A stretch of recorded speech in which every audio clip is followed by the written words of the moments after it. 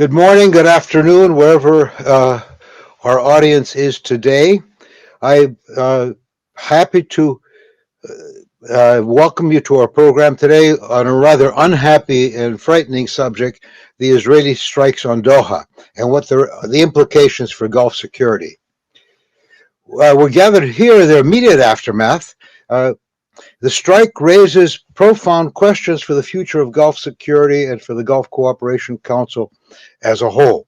It also raises the question of how the United States must react when one ally attacks the territory of another ally in an effort to derail a diplomatic initiative which the United States supports. At the heart of the discussion lies trust. Going all the way back to the Roosevelt Abdulaziz ibn Saud talks at Suez in 1945, the Arabian Peninsula states, now the GCC, have based their security on the premise that the United States would both deter and defend against external threats.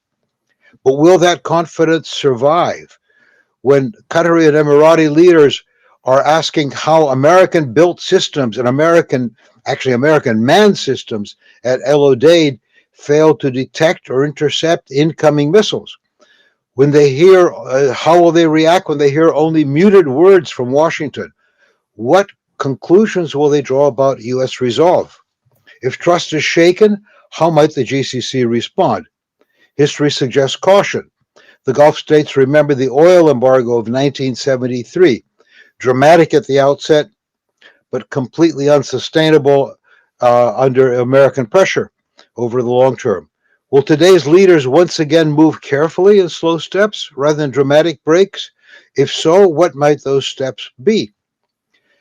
Could we see deeper diplomatic outreach to a now chastened Iran? Will economic and technological cooperation with China expand, perhaps even in areas where Washington has voiced concern? Another pressing question, will this moment drive the GCC towards greater unity? For years, internal rivalry undermined its collective weight. Yet, if the perception grows that the United States cannot be fully relied upon, will the Gulf states finally find reason to closer ranks? The idea being that there is a silver lining in every cloud. And finally, what does this all mean for U.S. influence, U.S. policy? Have U.S. actions, better yet, inaction, put it at risk? And if so, what, if anything, could Washington do now to restore that lost trust? These are questions before us today. I look forward to hearing our panel, which I understand included a couple of near eyewitness member to the attacks, and perhaps help us figure out what comes next in Gulf security after the Doha strikes. They are Dr. Aziz Alghashian, Senior Non-Resident Fellow at the Gulf International Forum, Ms. Hind Ansari, Resident Fellow at the Gulf International Forum, and Dr. Robert Geist Pinfold, Lecturers in Defense Studies, International Security at King's College London. Running through that rather quickly. I will have two rounds of questions that I will put to the panelists, to each of the three speakers, and each round will last approximately 15 minutes. After that, we should have an opportunity for a few minutes per speaker per question. First, to Dr. Aziz, how do you see the U.S.-Qatar relationship evolving in light of the Israeli attack on Doha, particularly regarding security guarantees and Washington's credibility as a partner? Dr. Aziz, sorry, I read the wrong one. Excuse me, just from your perspective, Dr. Aziz, how is the GCC collectively perceiving the unprecedented Israeli attack on Doha, and what divisions or convergencies may exist among member states in shaping a unified response? Dr. Aziz. Well, thank you very much, Ambassador. It's very much good to join you, albeit on these terms and these conditions. I have to say, firstly, I think from the Gulf, I think there's a lot of shock, to be honest with you. I think there's a lot of shock that we reached this level, and maybe we were exposed as and susceptible as we are. It was only a few years ago that the Abraham Accords was kind of signed, which we'll talk about, and this made, I would say, a targeting of any Gulf country to be politically unfathomable. But I think right now, after the Gaza genocidal war that we are seeing nightmare scenario after nightmare scenario after nightmare scenario manifest. And quite frankly, I think it's time to expect the unexpected also. We can no longer expect this. So I think the first thing that we could have from this convergence is, I think there is a great deal of solidarity between between the Gulf states. I think this is clear, but really, I think the question is no longer about solidarity. I think the question really is about action. And you could hear this. And I think not only can you hear this, I think, from the Qatari foreign minister, but quite frankly, I think you hear this collectively within the Gulf, is that maybe there is just too much of a fatigue regarding condemnations after condemnation. It is now time for action. And the reality is, the question is, well, what kind of action? Will it be military action? Will it be a unified joint security? And I know I'm jumping the gun here, but no, I don't think so. I think what we were hoping for was perhaps a series of measures that will be used in order to signal to Israel and others that, listen, this is a red line and this is crossed, and there have to be ramifications. This is what I would hope, not only that would come from the GCC, but to be honest with you, also from the Arab and Islamic Summit that's happening. However, it seems to be that, threatening with measures is something also, it may seem it's going to come short. I still haven't seen it's happening already, but I don't know. So I think this immediately leads to the whole aspect of divergence. In my opinion, I think the fact that, a country still has relations with Israel when another GCC country has struck, I think illustrates just the massive gap in between the inter-GCC diplomatic file regarding Israel. It is just very, very much unharmonious and very distant. And I think what happened here, and this kind of leads to I think the Abraham Accords. I was someone that had my issues with it. Personally, I was someone that, I'll be very honest with you, I was very reserved when I wanted to criticize or critically assess it, I would say, about the Abraham Accords. Because the reason why I wanted to do that and be measured was that I just think we don't want any more GCC disunity, quite frankly. The reason why I wanted to be measured and to assess it is that, listen, the last thing we need is just the more inter-GCC, rivalry and discussions. But I think it's now becoming far more clear that while Egypt in 1979 was the removal of the military card from the Arab world on Israel, I think the Abraham Accords is the removal of the diplomatic leverage that could be used on Israel. And I think that it is that significant, because I think it communicated to the Israeli political elites that, listen, we are now not going to be pressured to do anything. And I think the Arab states themselves, and especially respective Arab states in the GCC, are not going to respond with action. And that is what perhaps helped inadvertently fuel some of the misperceptions about the GCC. And I hope they are misperceptions.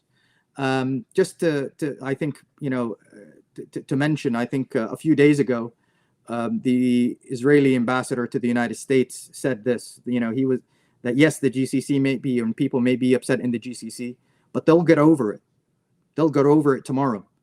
And because they would want peace with us. And we may do it again. So I think for me, at that point, and I'll conclude with this, this is a significant juncture in our history to begin to reevaluate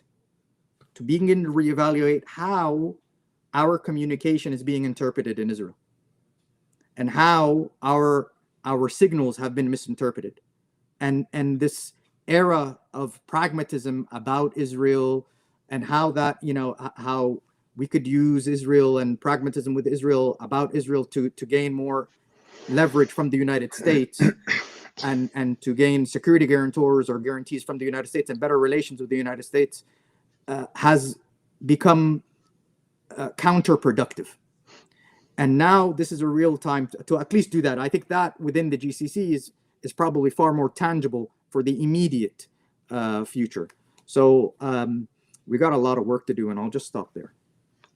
Thank you, Dr. Aziz. Mind you, I heard that comment from the Israeli ambassador, and all I could think of was he was enunciating a policy of "we will bomb you into liking us." Mr. Ansari, I will reread the question I'd accidentally read earlier. How do you see the U.S.-Qatar relationship evolving in light of this attack, and particularly regarding the security guarantees and Washington's credibility as a partner? Let me add one comment. I called some friends the day of the attack to assure myself that they were all safe, and every one of them responded in one way or another with the same sentence: we have lost confidence, we've lost trust in the United States. So that was my initial impression. Mr. Ansari. Thank you, Ambassador, and it's nice to be here with everyone today to talk about such a critical topic. So I was actually in Doha when the attacks happened. I was in the living room with my parents, and we were all enjoying an afternoon cup of tea until suddenly a loud boom rattled our windows and even shook some of the furniture. I think there were about 8 to 10 strikes, and to be honest, like fear kept growing in our hearts after each one, because we had no idea whether to step aside from the windows or be in the middle, but then every room had windows, there was just so much fear and unknown. And at first, we thought it was a terrorist attack targeting one of the high-ranking diplomats in our neighborhood. But then about 20 or 30 minutes later, we learned that the attack had taken place in a nearby area where some of our family members and friends reside. So the strike on Doha is nowhere a military or a strategic move as Western media has portrayed it to be. If anything, it's a massive failure, and it's a psychological rupture for the Qatari people and everyone who lives there. And many believe the US either greenlit or had prior knowledge about the operations, especially that Al Udeid Air Base, as you mentioned, is the largest American air base in the region and is also home to CENTCOM, is right there inside Qatar. So, and the base has always projected this image of being like an ironclad of protection for Qatar and the larger region. But I guess that image had already been cracked in June by the Iranian attacks or the Iranian strikes, and is now severely shattered after the September 9th attacks. And I think what made matters worse was Washington's weak messaging after the attack. I think Europe and even regional states issued much stronger condemnations, including the UAE, arguably the closest ally to Israel in the region. They called it a blatant and cowardly attack. And even the Pope, Pope Leo, called it a very serious situation. He had something to say about it. So by contrast, Washington's mild response has harmed its credibility, not only in Qatar, but across the GCC. It gives this a very clear impression, which is that American priorities lie closely with Israel's regional operations than with safeguarding the sovereignty of its own allies. And despite the shock, including that of his security officer, I forgot to mention Badr al-Dosari, he was killed, he passed away, and other security officers were also critically injured and currently are being treated. Some might argue that this moment gives Qatar some window or some opportunity, which is to clarify the terms of their relationship and to press Washington to reaffirm its commitments, whether in the form of military guarantees or stronger diplomatic messaging in the future. And even if Washington responds, Doha may become more determined than ever to diversify its security arrangements with Europe, with Turkey, and even with rival powers such as China. And this is not to say Qatar will replace Washington necessarily. I think its defense infrastructure is already deeply wired into American defense systems and technologies, and undoing that would be extremely difficult. But the comfort of relying on solely relying on the U.S. has certainly diminished, if not ended. And beyond Qatar, I think the assault has, as Abdulaziz mentioned, galvanized GCC and Arab solidarity. There is now a renewed sense or even urgency for the Gulf states to reinforce unity and present a collective front against the serious assault and to deter future attacks from happening in the future as well. Thank you, Hind. Going on to the other eyewitness, or near eyewitness panelist, Dr. Pinfold, what objectives do you believe Israel sought to achieve by striking Hamas leaders in Doha? Do you think they achieved those objectives, or did things turn bad for them? Can you hear me? Yes. Can you hear me? Yeah, wonderful. Sorry if the screen is a bit grainy. I don't have my usual webcam because I was just teaching a course on Israeli strategy, which is exactly what I was doing in Doha when I saw the attack, and I was arguing the same thing as I'm going to argue now. Basically, there is some broader macro trends at play here, and then specific micro factors in terms of, and that specific micro factors, and that gamut spans Israel's broader strategic shifts and objectives, and its more specific objectives here in this strike. So I argued when I was speaking in Doha that Israel is now different to what a different beast, a different entity to what it was before October the 7th. Before October the 7th, it used to be a status quo power. And what that meant is that it felt the regional balance of power best advanced its national interests. Now, Israel being a status quo power was very, very bad if you were a Palestinian in the occupied territories, because Israel was freezing and perpetuating the status quo there. But it was also relatively a benign thing if you were further away, because it meant that Israel was more constrained in how it uses or used its qualitative military edge to reshape the region. It's now, after October the 7th, I would argue, a revisionist power. What I mean is that all sorts of behaviors or actions or targets that were previously out of bounds when Israel was a status quo power are now in play. It has crossed multiple red lines and done things it would never consider doing before. It now will not accept hostile actors on its border, be that Hezbollah in the north or Hamas in Gaza, but it's gone several steps further now that this forever war has gone on, and you know, that's not just the genocide in Gaza, but Israel's actions elsewhere. It's rolling back what it perceives as hostile actors throughout the Middle East and has made it clear it will strike at them anywhere. So, like I say, that's not just Hamas, that's not just Hezbollah, it's also the new Syrian regime, it's Turkey's interests in Syria, it's also, of course, Iran, and now we have this latest attack, of course, on Doha. And this illustrates one area where Hamas's attacks on October the 7th met at least one of their objectives, driving a wedge between Israel and the Arab world, and particularly Israel and the Gulf states. You know, Aziz mentioned that we were talking about who was going to normalize relations with Israel next, and now we're talking about who Israel is going to strike next. So there was, before October the 7th, increasing convergence between Israel and the Gulf powers. Israel and the UAE, of course, had normalization agreements. There was all this talk of Saudi Arabia doing the same, and there was strategic convergence with Qatar as well, in that both Qatar and Israel worked together to have a channel of communication with Hamas, but also to work together to keep Hamas in power in the Gaza Strip.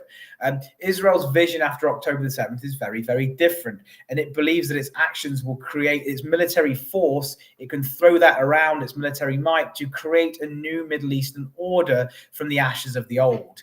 Now, Netanyahu still thinks, or at least argues, that he can square the circle. Once spoilers are removed, i.e. Iran and the axis of resistance, the Arab world, particularly the Gulf states, will rush to make peace with Israel. But this ignores the fact that it's now Israel, not Iran, that's the key regional spoiler, that's the most dangerous revisionist power in the region. Indeed, it's far more dangerous than Iran ever was, because as we saw with the Doha attack, it is not opposed by the global hegemon, the US. It's supported by the global hegemon in its revisionist grand strategy. And to get to the more micro factors here, what's at play? One of the key things here, I think, is Netanyahu. Netanyahu, everyone asks me, what does he want to do? What's his primary motivation? Does he want to have an indefinite genocide and ethnic cleansing in Gaza? Is it about annexing the West Bank? I've always said that Netanyahu's primary motivation is staying in power, and he will do anything necessary to stay in power. So this was part of that strike in Doha. Remember that Israel wanted to target Khalid Mashal, who is basically a household name in Israel. Killing him for Netanyahu, who's always flagging in the polls since October the 7th, will be a game changer. Netanyahu has received his biggest poll bumps when he's killed Hamas leaders, when he's killed Hassan Nasrallah in Lebanon. So this will be another scalp that he could deliver and he could use to score points with the Israeli public. The second point here, and this is where I'll stop, is that I think Netanyahu wanted an out from his campaign in Gaza City. Now he's kind of climbed himself and put himself on the top of this escalation ladder where Israel has to go into Gaza City. The military are against it. Israeli public opinion is against it. So my 2 cents here is that what Netanyahu was trying to do is to get a big victory, to deliver a scalp through a targeted assassination so he could climb down out of that escalation in that campaign in Gaza City. I'm not saying he wants Israel out of Gaza Strip. I'm not saying he wants the war over, but he needed something to prevent, to make it less of a foregone conclusion that Israel was going to have to go into Gaza City. And because this operation failed, to answer your question, Ambassador Theros, Israel is now sadly much more likely to go into Gaza City because Netanyahu is out of options. And I'll stop there. Thank you. Thank you very much, Dr. Pinfold. You did make one point that I thought we overlook sometime. This has really turned into a conflict run by individuals rather than national interests, such as Netanyahu's desire to stay in power.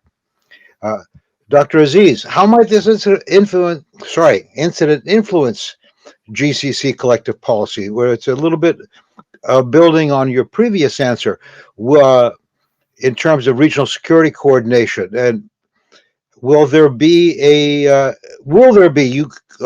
spoke eloquently about the need for the GCC states to solidify their and coordinate their foreign and security policies. Do you expect that they will? I hope so. This is what I would say. I hope so. And the reason being is because I think there's no other option. Moreover, I think I think a few years ago there was this. I forgot who was it by, but there was this notion that Iran was experiencing its strategic loneliness. And to be honest, I think right now GCC is experiencing its strategic loneliness. Because also the other side of the Gulf in Iran, that targeted Qatar as well, and then you have Israel. And if you compare the targeting, as I think Robert was mentioning, the difference was maybe in 2019 when we compare that with Al-Bugaig and Al-Kharis attacks, they denied it.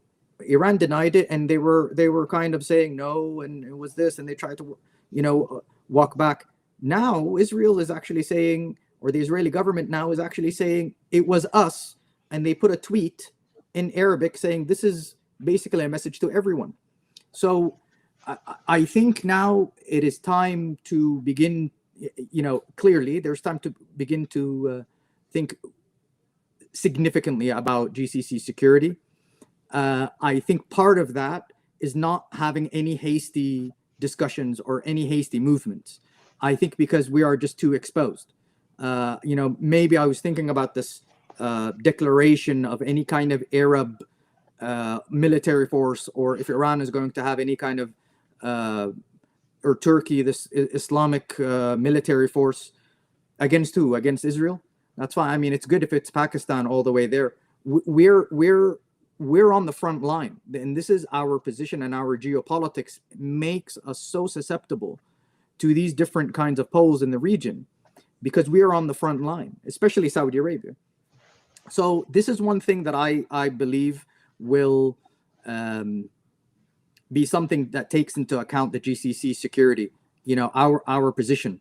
We're in the front line of other people's wars when it came to Iran and Israel, and now, you know, basically, it's on our doorstep, and it's here. It's here. So I think the first thing is that there won't be anything that will spook them. I think the second thing is, generally, I think there's going to be an overlap, or there should be an overlap, really, between discourse, foreign policy, signaling, and security. I think now it's become very clear that they feel, you know, the Israeli government feels very much undeterred. And we have to work on this aspect of deterrence. Moreover, I think there is also the security dilemma that we face, which is that most of our security architecture or equipment is American. And for me, I don't know. I wonder if you agree, Ambassador, and others. But when I heard the Qatari foreign minister speak about, you know, when he gave the press conference, and he said, well, our equipment picked up, you know, the Iranian projectiles that were coming, but unfortunately, the enemy, it did not pick up the enemy's, the Israeli enemy's projectiles towards us. For me, for somehow it sort of insinuated, or maybe inadvertently, that maybe something is compromised here. I don't want to get into, you know, conspiracy theories, but I genuinely believe that the demonstrations of how they easily penetrated through Iran, I think the pager attacks, all this is taking into consideration kind of new hardware or new architecture of security. And I think this is something that we're going to have to work with. Personally, I mean, I'll say this. I think, to expand upon Robert's point, I remember, you know, expand upon Robert's point about, you know, how this is a different Israel. A lot of the times, maybe our understanding of Israel is just not up to par in the Gulf, period. Point blank, finito. Okay, we have to develop our understanding now, and have to, and genuinely have to have a better understanding, and invest a great deal in education and study. We have to understand the region much better. But I think, to the bigger picture, I remember hearing someone on a podcast after October 7th, and there was trauma. And that person was very much, you know, talking about peace and regional peace, and we need regional peace, etc. But then that person then said, you know, in order for us to have peace, we have to make Israel feared again. And that stuck with me. And I heard that, you know, over a year ago.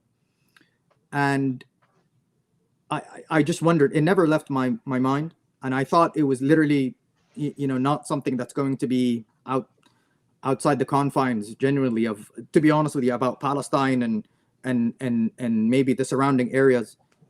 But this is not, this, you know, what's happening there in Palestine and in Israel does not stay in Palestine and Israel. And I think this is really the question right now. The spillover of this conflict is becoming so salient. It has already spilled over. And many people were warning about this time and again. They were warning. And I think, so the way here, the way out, one of the things to do, in my opinion, is to begin to really securitize the lack of peace in Palestine and Israel. Securitize actually this new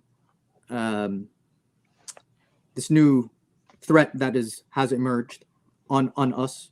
Securitize also the ramifications and how we are really in the middle of this. And the last point that we really need to be really careful of is how, I think, domestic issues, how the domestic vulnerabilities will then begin to have an imperfect storm with the regional aspects.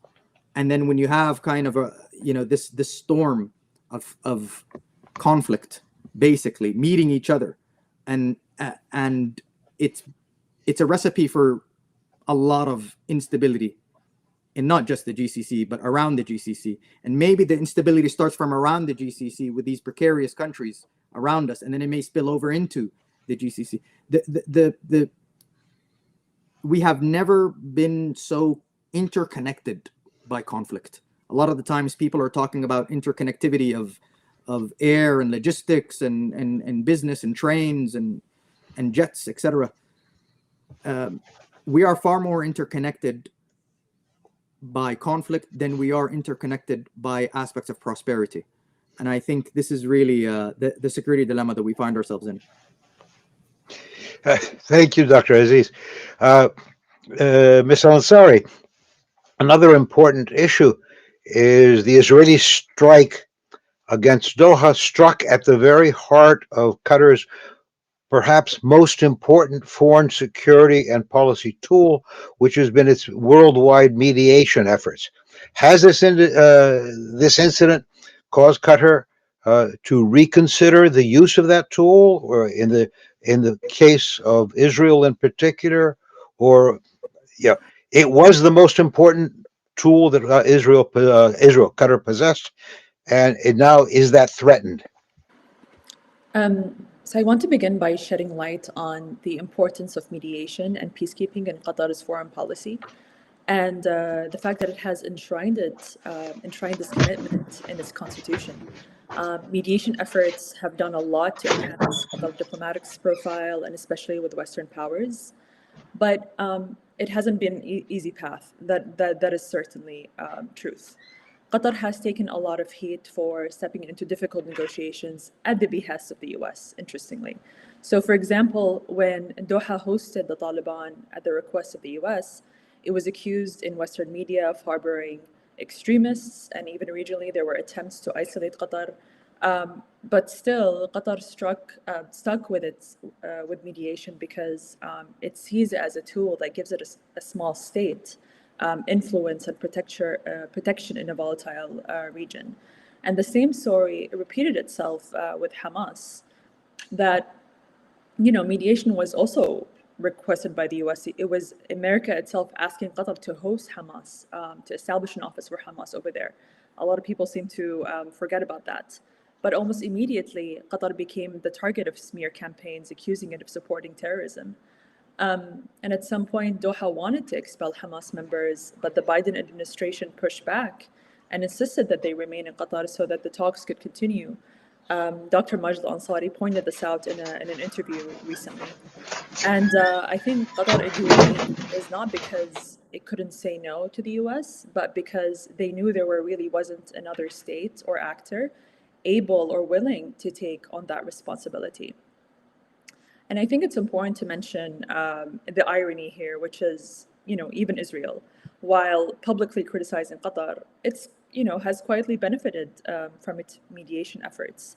Qatar's role has allowed messages to pass between Hamas, Iran, and Washington. It provided humanitarian aid for years and years for Gaza. And it was involved in indirect dialogue between Israel and other parties, including Iran, that Israel simply could not have done directly on its own. But the latest assault on Doha changes the dynamic. It completely shattered the assumption that a neutral mediator is somehow safe or immune from the battleground. And for the first time, Doha itself, the capital of a mediator state, was targeted. That raises questions about whether it's safe to host negotiations there, and it also stirs domestic tensions. At least critics would raise that point. And before, the costs of mediation were something discussed mainly by people who follow foreign policy or are interested in Qatar's record in mediation. But now, ordinary people, family, residents, everyone who heard the explosions are experiencing the risks firsthand. So, looking ahead, I don't think Qatar is going to walk away from mediation necessarily. It's too central to its identity, and no other GCC state has Qatar's extensive track record. which makes Doha very indispensable in this area. But after this assault, I think mediation can't continue as if nothing happened. Qatar is going to potentially recalibrate its priorities and ask for stronger security assurances from its partners, especially Washington, before it hosts sensitive talks. It may even work closely with regional partners, international organizations such as the UN, to ensure that there is a spread of political and security risks and responsibility. And it will surely start running sharper risk assessments, knowing now that even its own territory isn't safe and isn't immune.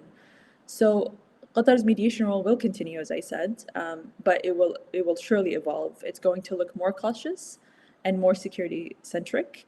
And in a way, this incident, I think, reinforces how necessary Qatar's role is, because without Doha, there is simply no credible channels left for dialogue in the region. Thank you so much.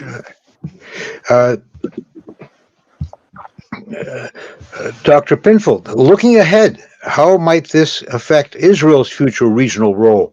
Its standing with the Gulf states, its broader positioning? Is it trying to make itself the hegemon of the region? Dr. Pinfold? Yeah, so I'll try not to be too boring, but the truth is that I agree with everything that Hind and Aziz said. And just to sort of circle back a little bit, it is where we are today. It's incredible, really, that when we're in May, I remember May of this year, after Trump visited the Gulf and the Middle East, how it felt like this was really the Gulf's moment. You know, everyone was talking about the Gulf states as the new Trump whisperers, because Trump had gutted much of the usual channels of the policy-making process, and with many people questioning who he actually listens to. But it seemed like he actually listened to the Gulf states, indeed more so than Israel in some ways. There was this pressure from the Gulf states on the US to drop the sanctions against Syria. Israel was pushing the other way. So this was actually a victory for the Gulf states over Israel. So it really felt like they were at the peak of their political power. And then look to where we are today, which is a real grand strategic shock for the Gulf, but for Qatar in particular. Remember that the Qataris offered to give Trump a jumbo jet. The Qataris bought fighter planes from the US, the UK, and France in recent years. That has zero military logic, because you want to have the same operating systems across your military hardware. But it was a clear strategic signal that Qatar had links to and ties to not just the US, but other Western powers as well. And it was relying on them to protect them. So this is why, you know, to come back to your question, Netanyahu has justified this strike by saying that this is exactly like when Pakistan had bin Laden hiding in plain sight there. But it's not the same, of course, because as Hind mentioned, Hamas were there in Doha with US and Israeli consent and even encouragement. Israel bought into this paradigm by sending negotiators to those mediations. And the problem here is that obviously mediation has actually not deterred enemies from attacking Qatar. It's pinned a target on them. Qatar has the unlucky distinction of being the only state to be attacked by two regional revisionists in recent months, both Israel and Iran. And I think actually what's happened here is that Israel has now shot itself in the foot. I just saw a picture, by the way, from the emergency conference taking place of Mohammed bin Salman sitting with the Iranian president. If we'd have gone back a little while, that wouldn't have been possible, because Iran's attacks on Qatar very, very recently delegitimized Iran and delegitimized the détente and put it all into a question as to how long that would continue. Israel has now shot itself in the foot, meaning that the Gulf states are likely to be able to rehabilitate ties with Iran to some degree. And this is also the problem with Trump's broader Middle East grand strategy, okay? He backs strong men. This is why he likes Turkey. This is why he likes the Gulf. And this is why he likes Israel. He likes strong states and he likes strong leaders, which is why we'll never back the Palestinians, by the way, because he sees them as losers. There's no one strong leader there and they don't have a state.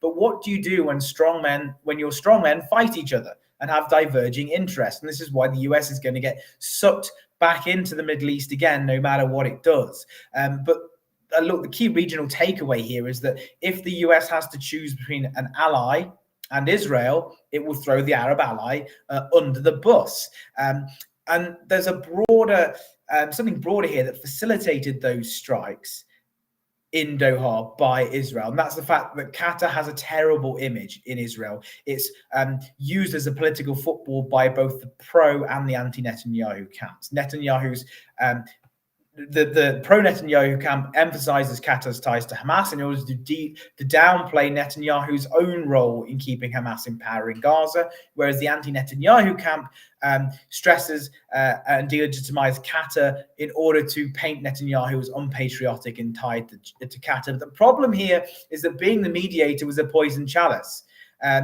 You can't be a mediator when one side sees you as being in cahoots with the other, and that's not true. But it doesn't matter because perception becomes reality. You know, and look, if you want to look at an equivalent here, look at the US and its role as a mediator in Arab-Israel disputes. The Arab world always felt that the US isn't a mediator; it's basically just backing Israel's positions. And this is how the Israeli press managed to cook up this atmosphere about Qatar, which is why I don't think, because of that perception in Israel, Doha can keep being a mediator for this conflict. I think what Israel will do and has done is try and divide and rule the Gulf. It still wants to normalize relations with Saudi Arabia, even though that's completely untenable, but it doesn't want to normalize relations with Doha. It sees Doha increasingly as a target. And the problem here is that Israel has paid a cost for attacking Qatar, in that this was a risky move. It's got it in trouble with the Americans, admittedly not enough trouble for it to change its behavior, but we think that it's failed to achieve its objectives. It didn't kill those targets. And what we've seen is that when Israel crosses a red line after the October the 7th attacks, it crosses that red line again and again and again. So it's attacked Qatar once, it's liable to do so again. It's attacked Iran multiple times, it's bombed Beirut multiple times, it's bombed throughout Syria multiple times. So history here, I think, is a very sort of painting a very pessimistic lesson here for the Qataris. What I said when I was in Doha is that we need to now understand that normalization isn't going to happen. And what were the Gulf states going to get out of normalization? Upgraded relations with the US, increased an alliance with the US, perhaps a written alliance, and all sorts of goodies in terms of economic relationship and a security relationship. If you're a Gulf state, now is the time to open that treasure chest of goodies that you were going to ask for from the Americans as a result of the Abraham Accords, and ask for it from the Americans now. Now is the time to ask and to possibly get, because it's good for the Gulf states' regional interests. So yes, there's all sorts of talk of a pivot. I don't think they'll pivot. I think they'll try and double down their ties to the US, but they need to have and to demonstrate some wins for their own public opinion. And it's also good for the US, by the way. Remember when, going back to the fall of the Assad regime in Syria, Russia failed to keep the Assad regime in power. It basically delegitimized itself as an alternative great power security umbrella to the United States. The United States has now done the same thing. It's delegitimized itself as a great power security umbrella. Therefore, it's in its own interest to shower the Gulf states with rewards to show that it is actually a reliable party after all. Whether that will happen or not is very much an open question right now. Thank you. We'll move on now to the questions and answers. I will abuse my position as moderator to ask the first question. And by way of background, I spent a large part of my career in the American Foreign Service, working with the U.S. military, and since then I have had a great deal of business on a private basis to do with the U.S. military, and particularly with the military-industrial complex, to put it like that. I find it impossible to believe that the strike as described by the Israelis, which is 15 aircraft coming down the Red Sea, staying over the Red Sea outside Saudi territorial waters, and launching missiles that made a small hole in real terms in a building in Doha 1,000 kilometers away. There is no way that I can imagine that passed unnoticed by a variety of radars, sensors, beginning in Saudi Arabia, coming past El Odeid, because you've got to come past El Odeid to get to Doha, where the U.S. has a very robust air defense system, which is also fairly clearly integrated with the Qatari air defense system. The story makes no sense. So I'm wondering, was that an Israeli cover story for some other clever way of delivering the missiles, perhaps putting small short-range missiles on a boat offshore and flying them very low and very slow into Doha? That's one argument. But the first four questions, this segues neatly into this. The first four questions that have been asked are simply, did the U.S. know this and aided, abetted, or concealed it? And this is a question that I find at the moment relevant. Normally, I would have dismissed this out of hand. But anyway, any commentary? Let me start with Dr. Pinfold, since you are probably the best qualified for that. And then Aziz and Hind, if you will go into whether or not this is widely believed in the Gulf. Dr. Pinfold. Yeah, thank you, Ambassador Theros.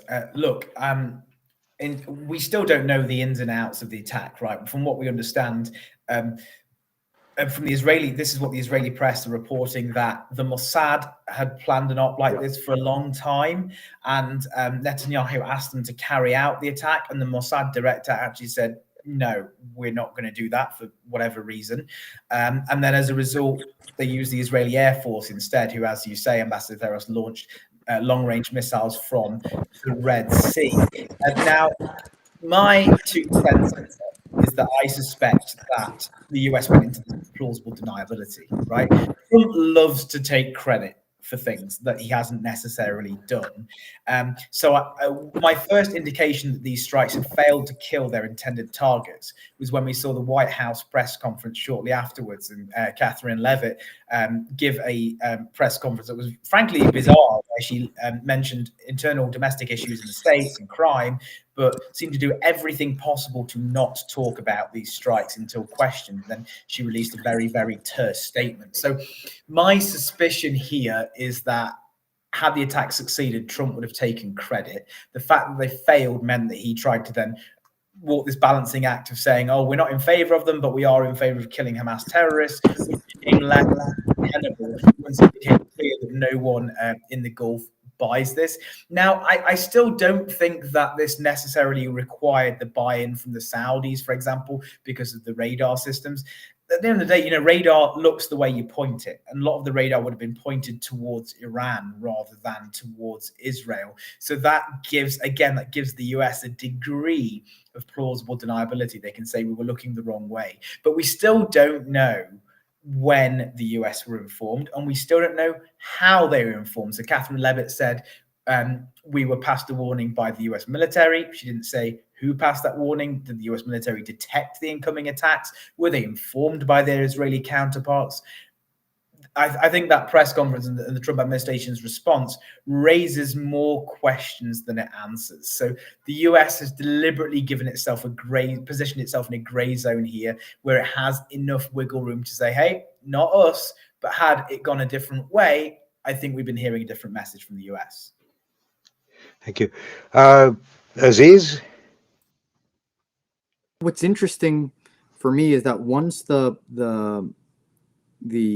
attack happened, the questions about how did it happen and whether Saudi airspace was used or not was immediately, I think, focused on, especially in the Saudi social media streets. And that's why I think a lot of the outlets, a lot of the massive social media accounts are beginning to kind of project and discuss how impossible it was, and how the trajectory of the flights came out of Syria, and then from Iraq, and then into the Red Sea. Because I think with the whole Iran-Israel war, that's the airspace that they used. So immediately there was this trying to distance and have, trying to make sure we are not perceived as as complicit in any way possible, which I think again shows the fact of how I think strategic communication is very much lacking in the Gulf. I think it's time to really begin to be far more proactive, because I think some of these things, some of these ideas will simply be not even entertained. So that's one thing. I think it just shows how with every kind of security vacuum, there's always a discursive vacuum, and we're always second or third even to try to fill it, or by the time we get it, it's actually filled. So this is something we really need to be focusing on. I think one thing regarding, I think what Robert was saying and others, maybe, and I'm just talking at the top of my head here, maybe that kind of Wall Street Journal thing about kind of flying over Saudi or going into space and then coming down and somehow and then has something like this. Maybe it was a decoy. Maybe it was a decoy. Maybe it was just delivered to say, maybe it was a decoy to say, maybe it was a Mossad thing that was inside. I don't know. The reality is there's a lot of conspiracy theories. Before, there were a lot of ideas that were just not even fathomable, that they're just not even entertainable. And now people will have to entertain it. And let me just say this also, another thing, because just like how many people would argue against the idea of this greater Israel, that Israel kind of, greater Israel meant really the West Bank and Gaza, and greater Israel, many people would say, listen, greater Israel does not mean more Arab territory, more Arab land, more, this is ridiculous, this is ludicrous, this is, these ideas are no longer ludicrous, I think in the Arab streets, to be honest with you. I think it's becoming very, very clear. And this is beginning gradually to be normalized. And who is it being normalized with? Who are people that are really thinking about this? It is the Saudi and GCC youth. The reason why I focus on the Saudi GCC youth is because that was the demographic that many people in Israel, or many of the pro-Abraham Accord or the pro-normalization group there, the pro-normalization without Palestinian issue, I would say, those people that try to normalize relations with Israel, or you know who I mean, they were trying to basically say, no, it is the youth that will be that buffer for us to hopefully that the controversy of this relationship, they're different, they're forward thinking, they're not going to be upset about this, because Iran was always the enemy, and for them as a Saudi who used to be youth, they were, Israel was this myth in the future. We know something about it. We don't know much of it. The real enemy that we see is Iran, the Houthis. That has completely changed. The threat perception in the youth is squarely in Israel, on Israel. And, hey, we're going to have to prepare. This is the new geopolitics that we're facing. Hind? It's great that Aziz mentioned the last parts about the Abraham Accords and the targeting of the youth, and more generally tapping into public sentiment, because this is some of the areas that I'm really interested in and my work focuses on. As I mentioned earlier in my answer, instantly after the attack, once people learned what it was, who was the aggressor, the immediate assumption was that the U.S. was in it. The U.S. either gave the green light for the attacks that happened, or they knew beforehand that they chose not to deter it. So in the realm of conspiracy theory, you can imagine there was a lot going on. And this also taps into the issue that also Aziz mentioned earlier, which is education. I think the GCC states have a huge responsibility in terms of educating their people, whether it's in schools or outside of schools in different social circles or institutions, about the reality of the region, about the intent of certain foreign policy objectives, about the relationship between the GCC greater powers, including the US, because it's extremely easy to be dragged into all these conspiracy theories that could create more tensions between people and governments. There is already a huge tension between GCC states and their people, but I think in terms of educating would help greatly in calming these tensions and mitigates any of the conspiracy theories that might come out. And also in terms of the Abraham Accords, I mean, the opportunities for that, in my opinion, I think has completely shattered. Youth, for sure, have been the primary target. If you look at the UAE, for example, you could look at textbooks, how narrative about Israel has completely changed. There are cultural institutions that have been established to teach the Hebrew language, culinary experiences coming from Israel. There have been cultural exchange trips, hosting people from Israel, having people go from the Emirates, Bahrain, and all these countries to visit Israel. So I think all these initiatives have certainly rolled downhill, not necessarily, because of the strikes that happened in Doha. I think that happened even before, since October 7th. But now I think this is somewhat of an ultimatum, where people would say, perhaps we don't want anything to do with this because our sovereignty and our security and our day-to-day life in the GCC is completely at risk by a state that somehow we maybe have given doubts that we could have peace with, but has proven that is not the case at all. If I could just expand upon that Sure. very quickly, Patrick, Ambassador, I very much agree with this very much. And let me just say this also to why I think normalization, we will not see normalization anytime soon. Just to something that Robert mentioned, which is basically what Saudi Arabia wanted from the United States was these security guarantees, which now is basically can potentially act as a target for us. So you have security guarantees, but security, these security guarantees turns into security targets. So I think this is another illustration that maybe what we want from the United States is actually could be counterproductive. The second thing is the political dynamic in the United States, which I've been mentioning time and again. It's all about the Senate. You know this more than I do. The 67 votes, etc. Now the question is even in the utility of these security guarantees. The third thing that I think is the most important here is that any discussion of normalization with Israel now will be from a dynamic of significant asymmetry. It is just too asymmetric now. If any discussion of normalization and entering into Abraham Accords or normalization with Israel, that means they were bullied into normalization. And bullied into normalization by who? Into who? By with Israel? I don't see normalization anytime soon, even though the actual statement that came out suggested that normalization may still be on the table. It may still be technically, but when one looks at it from looking at the dynamics, the power is just too asymmetric, and Israel has become just too toxic. And I think maybe there's a sigh of relief in Riyadh that normalization didn't happen before October 7th.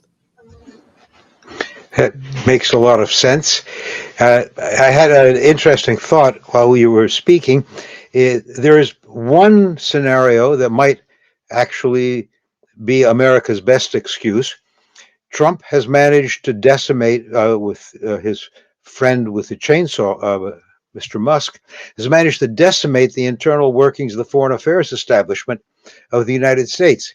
I would not be surprised today to learn that we did in fact pick it up, and it was reported back to Washington hours before the missiles actually struck in Doha, but that the machinery inside the government is so broken, and that Mr. Trump is so oblivious to anything that does not, any news that does not affect his personal wealth and welfare, is that they couldn't get it in front of him on his desk before it was too late. I regard that as perfectly possible. A question that has also occurred to me is where Rubio completed a trip to Doha, followed by a trip to Israel. How does the Gulf? How does the Gulf see it? How did they treat Rubio in the Gulf, and how do they see Rubio being treated in Israel right now? I'll take anybody who raises their hands. Go ahead, Robert. Huh? Sorry? No, I think Robert. I'm Yeah. muted. Great. Yeah, go start at the beginning. You were Yeah, muted. well, just about what Hind said, I was in Qatar teaching when these attacks happened, and I asked my students the next day, I said, how do you feel? And they all said, we feel very, very angry and we feel betrayed. And I thought, makes sense, angry, but why betrayed? What did you expect from Israel? And they said, oh no, we're not angry at or betrayed by Israel primarily. It's the US here because we pour all this money into, for example, the Al Udeid base. So there's this false perception that it's the US that's paying to keep that base there. It's actually the Qataris that are paying billions for the upkeep of that base. So they're saying, where's our return on investment? The US hasn't really done anything for us since the Gulf War. Okay, thanks for kicking Saddam out of Kuwait, but that was a pretty long time ago. So what have you done for us since then? And as I say, it feels like they've been thrown under the bus. And I think Rubio going to Doha and also the Trump administration hosting the Qatari prime minister for dinner is kind of a last minute. The Trump administration is kind of making up policy as it goes along. This goes back to Ambassador Theros's point about there being, the usual sort of go-to people in terms of policy making aren't there anymore. US doesn't have many ambassadors in the region. The whole US Middle East policy is basically being run by Tom Barrack and Steve Witkoff.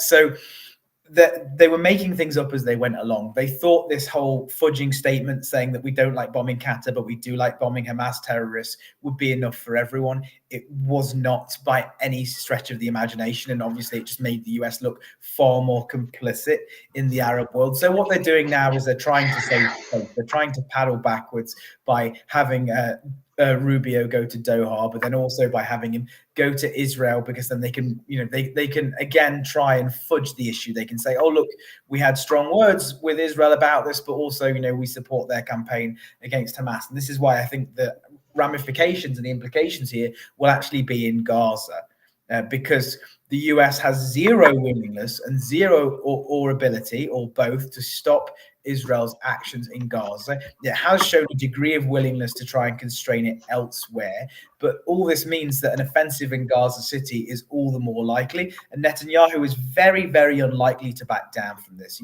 He feels humiliated by this because it didn't yield the scalps that he wanted to. Then you saw straight away Israel bombed in Yemen against Houthi targets, and they publicized it as the longest range strike during the current war. This is Israel's way of burying bad news. If the Trump administration tries to have very boring and quite random press conferences, Israel bombs its way into very bad news. And just to go back very, very quickly, the Abraham Accords point, I again agree with Aziz as to why the Abraham Accords are now dead, but they were dead from the start. Because Israel is trying to bomb its way into regional hegemony, they feel like they have to pay less of a price. The original argument was that Israel could only feel secure once it normalizes relations with the Arab world via solving the Palestinian issue. And now many Israelis are saying, hey, look, Netanyahu, Smotrich are right. We can basically bomb our way to regional hegemony. So they can normalize relations with us, but don't expect to pay a price. We'll give them peace. That's our concession. You can have this robust economic and trading relationship with Israel, but we're not going to give you anything because we don't need to give you anything. And obviously on the flip side, in the Arab world, it's completely different, right? The price is higher. They need more for normalization. So the Arab world is going to ask for more, and Israel is going to be willing to give less, which is why, to reiterate both Aziz and Hind, the Abraham Accords will not be going anywhere anytime soon. Thank you very much. Again, I am amazed at how virtually every question that has come in so far has spoken in one way or another about a U.S.-Israeli conspiracy. Speaking of outside powers who might be able to exploit this, I am a bit surprised at the silence coming out of Ankara at the moment. Ankara, after all, moved very quickly, strategically, to deploy troops to Qatar in 2017, and in effect changed the course of history in the Gulf. It established itself as a Gulf power. It has acceptable relations varying from very good to acceptable with all the countries in the Gulf, including even Iran to some way. And Turkey has an advantage that no other state in the region does. It is a member of NATO. And Turkey is facing a friction point with Israel in Syria. This is a sort of a hobby horse of mine. How would the Gulf react, do you think, to Turkey standing up as the protector, as the deploying troops to the Gulf, doing things like this symbolically, but changing Gulf policies towards Turkey dramatically? Raise your hands, anybody. If you don't mind me saying, I think personally, we will see. I think that more relations with Turkey, and I think better relations with Turkey. I think especially with other Gulf states, Saudi Arabia and Qatar and others. But again, I don't see some sort of materialization of some sort of robust alliance. I don't see that personally. I was never thrilled. I won't say thrilled, but I was never convinced by this whole regional security architecture stuff. The reason being is because I just think our systems are so difficult to integrate, and it's just too difficult. So I think personally, I think the security cooperation between the GCC states and Turkey will be probably through arms sales. And of the like. I do see that. I also see potential, Turkey's position. Maybe they are preparing for the next round. I think they believe there is some sort of confrontation going to take place, and therefore they're preparing. And this is where I think they're quietly preparing. I think, and even some people, and there is now this spokesperson that the IDF have in Turkish, and you could see that even statements that be careful, you're next, be careful, you're next, or something like this. So I think personally, when it comes to the Gulf, I don't see an externalization of security, even with the region. I think there has to be there will be a real consensus of building at least a security strategy within the Gulf, and then they could, as a collective, should then work together with whoever, either Turkey or elsewhere, or China. But again, China is missing in action here. A lot of the times this whole multipolar world, was again never a fan of this whole multipolarization. It's still the United States that's the main security actor or inactor, I would say. And just to Rob's point also about teaching, I was just finishing from a lesson, from a lecture, also with students of mine. And I have to say, I remember asking them, were you surprised? Were you surprised about this? They're like, you know what? I don't think we were very much that surprised about the United States. That wasn't something that was very surprising. But we were surprised the fact that the United States allowed Israel to go this far. And so here, again, the role of Turkey, I see cooperation, but I don't see any kind of real materialization of some sort of axis. Okay, anybody else? Yes, Hind? Yes, can we just dedicate some time to talk about Iran, actually? I think Yes, it's important to absolutely. bring Iran into the equation. I mean, and many people are probably asking, like, how is Iran benefiting from the Israeli strike in Doha? And what does it mean in terms of the GCC-Iran relationship? I mean, as people know, like, the relationship has always been complicated. It's both a neighbor. The geographical reality is not something we can deny. And it's also a rival. There are deep concerns. It's always been deep concerns about Iran's behavior on a regional level, proxies, etc., despite the fact that it has been severely deterred. But I think even from a public sentiment standpoint, when Iran struck Qatar back in June, there wasn't much of an anger towards Iran necessarily because of how the attacks were coordinated, the fact that there was some heads up, the fact that the system was able to strike down the missiles. So, relatively speaking, people were safe. There wasn't, as far as I know, there wasn't like real damage to Doha's infrastructure. But at the same time, I think it puts the GCC in a position where they might have to move slightly towards Iran, definitely not fully lean to or submit to Iran and be under its umbrella, but somehow recalibrate, even keep dialogue and channels more open than ever before. Because in the past, the question was, which one is greater for threat? And Israel has always capitalized on the fact that the GCC fear Iran and its influence and its proxies. But now Israel has proven itself to be even more dangerous than Iran, especially that it is under the unconditional support of the US itself. So that's definitely a threat for the GCC, and their approach to Iran will definitely, I think, change moving forward. Let me add one other comment going back to my experience in political military affairs. I don't believe the technical obstacles to Gulf cooperation, Gulf military integration are as great as you think, despite the fact that they've bought weapons from so many different countries. For the last 20 to 30 years, virtually everything produced by France, Britain, Germany, Italy, the United States, all the countries of Europe, including Turkey as a NATO member, are interoperable.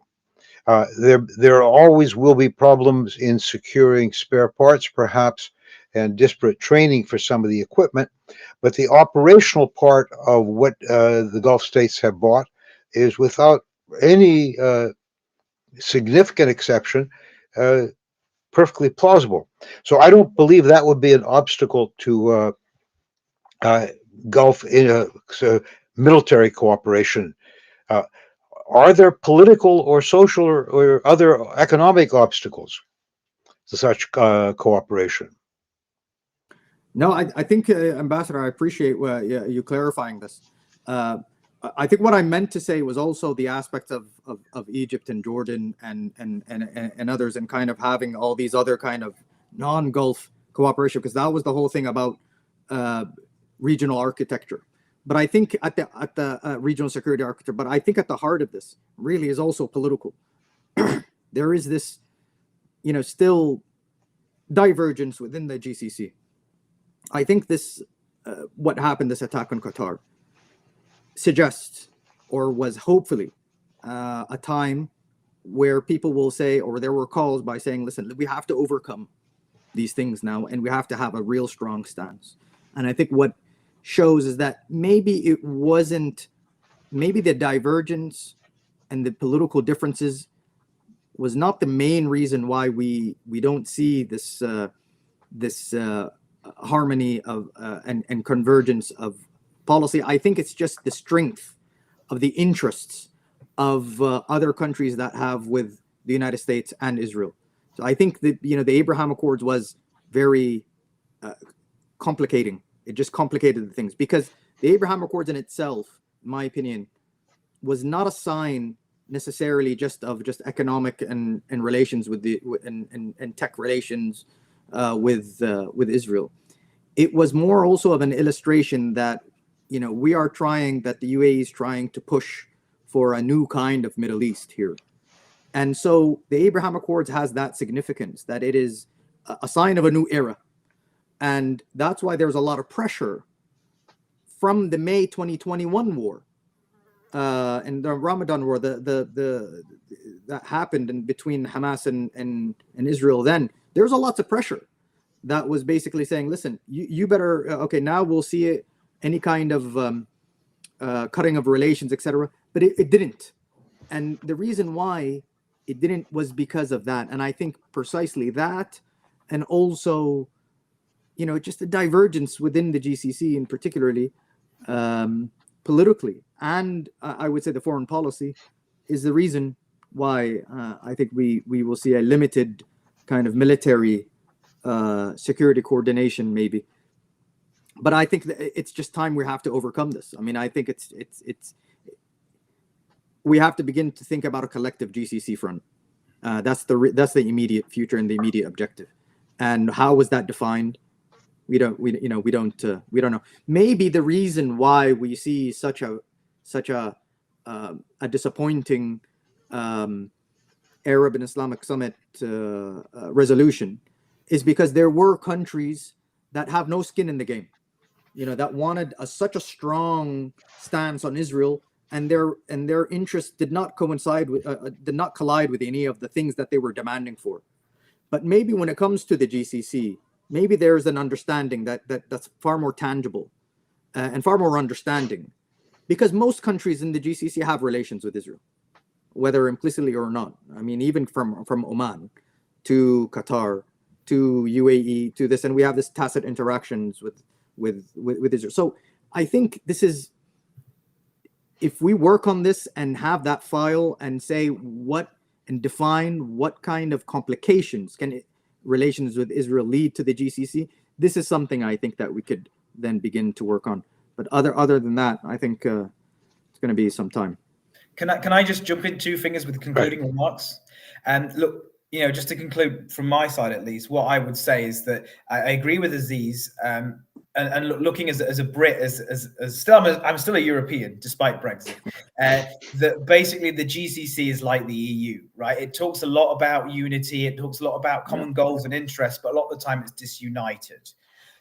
That didn't happen when Russia invaded Ukraine, when a revisionist power took territory and used military force to throw its weight around and try and rewrite the balance of power. The European Union and the UK stood up against it and took a very, very robust and clear stance. This is the GCC's Ukraine war moment. Okay, you've now had one country, as I say, attacked by Iran, but also by Israel, and you have Israel continuing to be a revisionist power. Together, the GCC has a lot of tools at its disposal. It has Saudi simply size and might and diplomatic power. It has the fact that the UAE can say, and I think this is what it needs to do straight away, the UAE needs to work with the Qataris and say to the Israelis, look, the one thing the Gulf states need right now is that Israel doesn't do this again.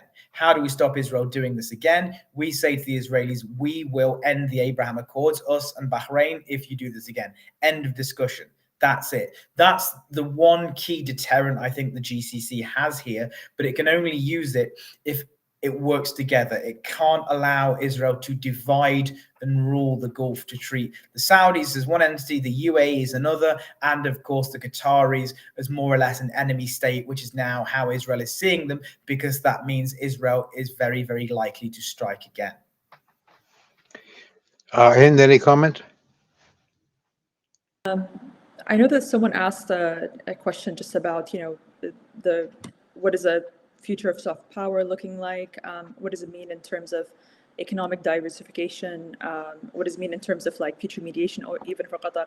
I'll say it very briefly for the sake of time. I mean, the GCC states have invested a tremendous amount of money in terms of image building on a regional level and internationally as well. The image of the GCC being a very safe hub where people can come and work for many years, build families. This is something that has always been part of their image building and part of their soft power.